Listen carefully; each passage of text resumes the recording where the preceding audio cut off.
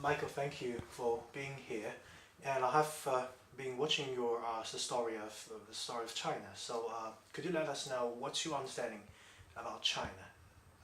Wow, this is a big question. Understanding is one thing, experience is another thing. And I should probably say that I started getting interested in the culture of China when I was at school, because at that time uh, they started publishing a lot of Chinese texts for the first time in popular paperback editions. So you could read the Tang Dynasty poets, for example, Du Fu or whatever, you could read them. And I was very attracted by the culture, yeah. And then when I was a postgraduate at Oxford, I was doing my doctorate, was in medieval history, you know, the period of the Song dynasty, but in Europe. And I shared a house with a German guy who was a sinologist and became an eminent sinologist. And so the house was always full of people who either had come from China or great scholars, friends of my friend. So then he used to pass me all sorts of interesting things to read. And then in the early 80s I got to visit China. And when Xinjiang opened up, I went out to Turfan and Hami and Urumqi, Kashgar, these places, as well as going to Xi'an and different places. And then I filmed in China first in the late 80s, so my connection goes back a long way. So I have a certain understanding as an outsider of the history of China, which has always fascinated me, but also I have my experiences of China from travelling around China and being with the Chinese people. That's a different thing. You have been there for twice. I mean, I saw both of the editions, both of the documentaries. So one is in the early 80s, the other in like a few years ago. So what's your experience? What's the difference of your experience in China? Well, my feelings about China in terms of being there and meeting the people haven't changed at all. I had a wonderful experience in the late 80s when I went, I think, 3 times at that time to do filming, and I had a wonderful time, and I found the Chinese people extremely sociable and very hospitable and really good fun. It always surprises me. Sometimes you meet people in the West who are slightly frosty towards China, and they find the Chinese people difficult to get to know. They say, these are the cliches people say. I never found that at all. I loved being in China, and I still felt that, even though since 2013 I've probably been about 12 times. I just came back in August, and I love going to China. I feel very much at home when I arrive in China. But in terms of the changes since the 80s and now, in terms of the economy and the country, it's just another world. You think in the 80s, early 80s, it was the beginning of Deng Xiaoping's opening up, and especially when you went a bit off the beaten track, you went to smaller towns and cities, the people were still they'd gone through a very tumultuous 30 years, and it really showed. Everybody was on bicycles, and people were wearing still wearing the Mao suits, they're grey or blue or green, and they looked as if they'd had a hard time, I think, and although they were fantastically hospitable, they looked as if they'd had a hard time. Now you go to China, and the people look, it's a different world, yeah. So you give credit. I mean, you think it's a positive thing for the Deng Xiaoping's opening? Yes, yeah. I mean, I think he actually introduced market into the state. He introduced the market, yeah, and it was a very important moment. And the thing to remember about Deng is that he had, he'd been in the revolutionary movement from the beginning in the 1920s. He'd been in the Long March. He'd been a general in the Civil War. So, but he had also spent 5 years in France as a young man. He went in his teens, so he understood the nature of the world outside China in the way that some leaders didn't.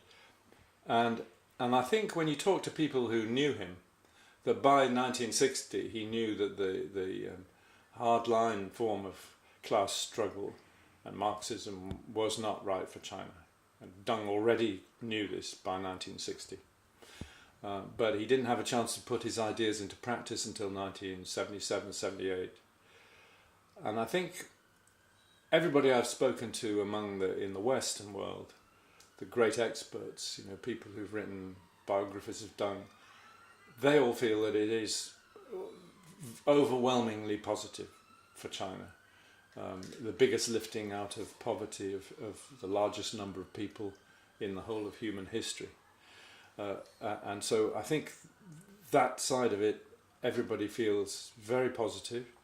And three of the great experts I just interviewed 2 weeks ago in Harvard and in Washington all agreed that they feel he is the greatest figure of the 20th century in world history. That's their view. And they say so in the films that I'm just making. There have been downsides, and especially for the environment. And this is something the Chinese government is now very strongly facing. This is why President Xi has endorsed the Paris Accords. That's why President Xi went to Davos. China is very, very committed to environmental improvement because they know how important it is, but for China and also for the world. Since you have been to China, have been like telling stories about China, do you think you understand this country? Do you think you grasp the gist of this country?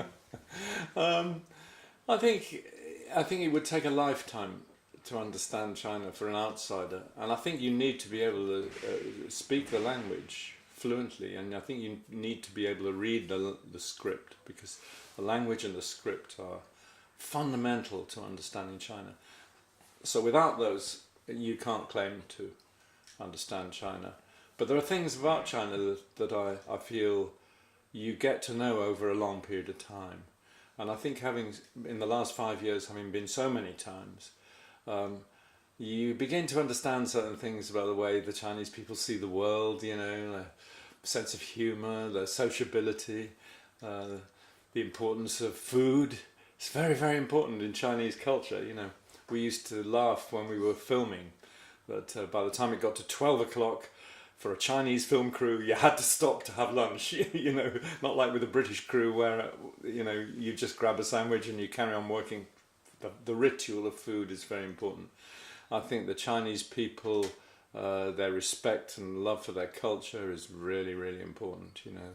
Everywhere we went, people would spontaneously come up, and when they knew you were filming about the story of China, they would tell you stories, and that aspect of it is very, very important. I think the Chinese people obviously have different traditions politically to the West. I think that's true, and after everything the Chinese people have gone through, their respect for order in government is very, very important. The value systems of East and West are not exactly the same in these things, although fundamentally there are very big similarities, I think. But I think it's a lifetime project to understand China. So, if for someone like you who have been studying China, who have been going to China, find it would take lifetime to understand this country. Yeah. Then how about for other Western people who have never been to China? There is this difficulty to really penetrate into this different civilization. There is a difficulty, and I think there are many cliches that Western people have about China, and I think many misunderstandings. And one of the things that we were anxious to do in making the story of China was not just to tell a factual narrative, but to be with the Chinese people and to see the Chinese people as part of the history, to travel, to give the audience, the TV audience, a sense of what it was like to be in China, And the response we got in terms of the television audience here in Britain was the TV audience really liked the intimacy that you had with the Chinese people. You're meeting people, you're talking to people. I think that side of it people really loved. And a lot of people stopped me. I think I was never stopped